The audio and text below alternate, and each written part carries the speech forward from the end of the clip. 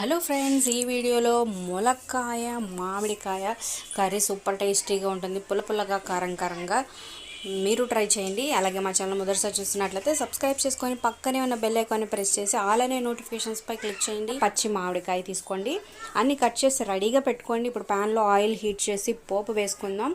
ఆవాలు, మినప్పప్పు, జీలకర్ర, పచ్చిమిర్చి, అలాగే 2 వెల్లుల్లి రెబ్బలు వేసి చక్కగా వేగనివ్వండి. తరువాత కొంచెం ఉల్లిపాయలు కూడా వేసుకొని మెత్తగా ఉడకాలన్నమాట. వేగిన తర్వాత కొంచెం ఉప్పు వేసుకుంటే చక్కగా మెత్తగా మగ్గుతాయి.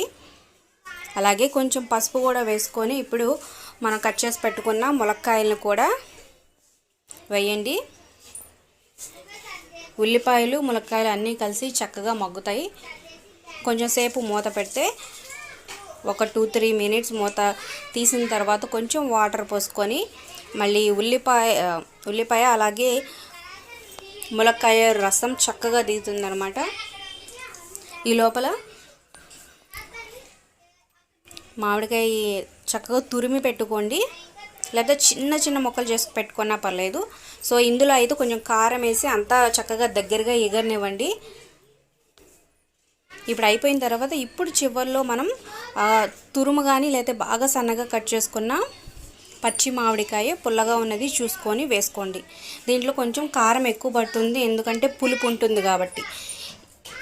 పులుపుకి కారం ఉంటేనే టేస్టీగా ఉంటుంది. అలాగే ఇప్పుడు ఉప్పు కారం అంతా ఒకసారి చూసుకొని ఒక 5 మినిట్స్ చక్కగా మూత పెట్టి లేదా మగ్గనిస్తే ములక్కాయ ముక్కలకి ఈ పులుపు అంతా పట్టి సూపర్గా టేస్టీగా ఉంటుంది. మీరు ఎప్పుడు ట్రై చేయకపోతే ఒకసారి ట్రై చేయండి, మీకు నచ్చుతుంది. అలాగే మరి